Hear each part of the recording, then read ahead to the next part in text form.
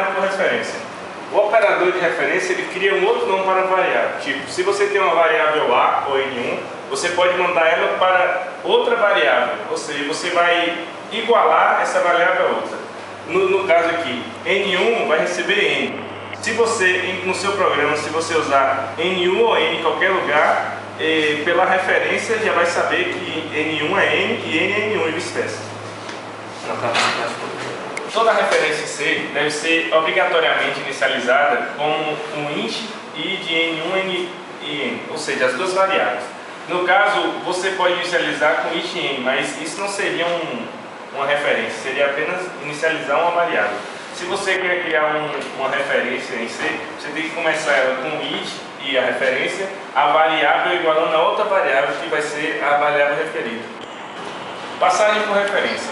A passagem por referência, como eu já disse, utiliza a referência para atribuir valores às variáveis. No caso, você atribuir uma variável por referência, ela vai poder ser atribuída um ou mais valores.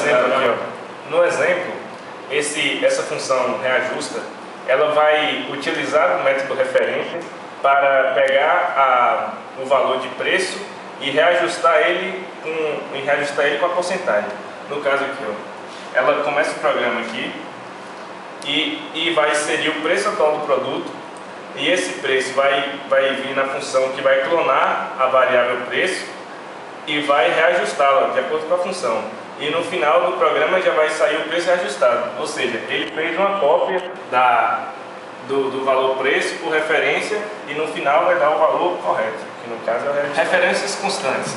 A referência constante é um caso particular sobre referência.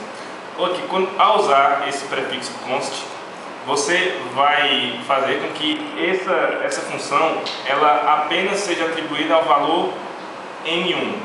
Ou seja, você não vai poder alterar mais N1, somente N.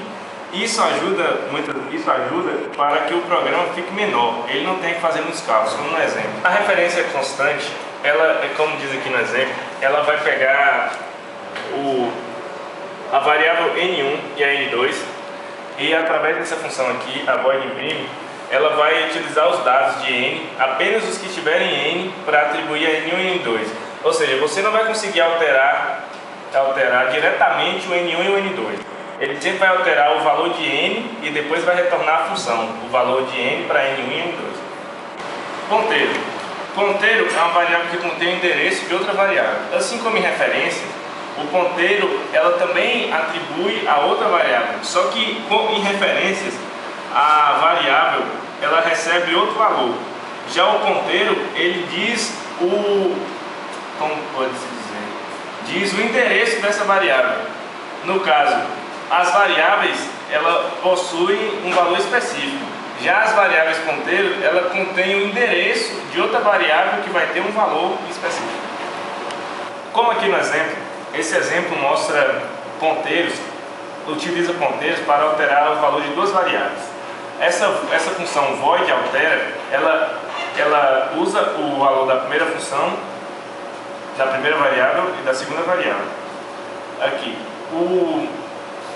inicializa-se com 0 as duas variáveis e a função altera vai alterar o valor de x e y aqui no caso. E o primeiro valor vai ser tal, o segundo valor vai ser tal, que vai ser alterado. No caso aqui, se o ponteiro de x for diferente de 0, o ponteiro de x vai receber 3. Ou seja, o valor de x, nesse caso, vai ser 3. E o valor de y vai ser 5, porque vai ser alterado pelo ponteiro. Uniões. A palavra union é usada de forma semelhante a struct, só que há uma diferença. A união, ela consegue atribuir, ela cria um espaço de memória que consegue atribuir vários membros em um só lugar.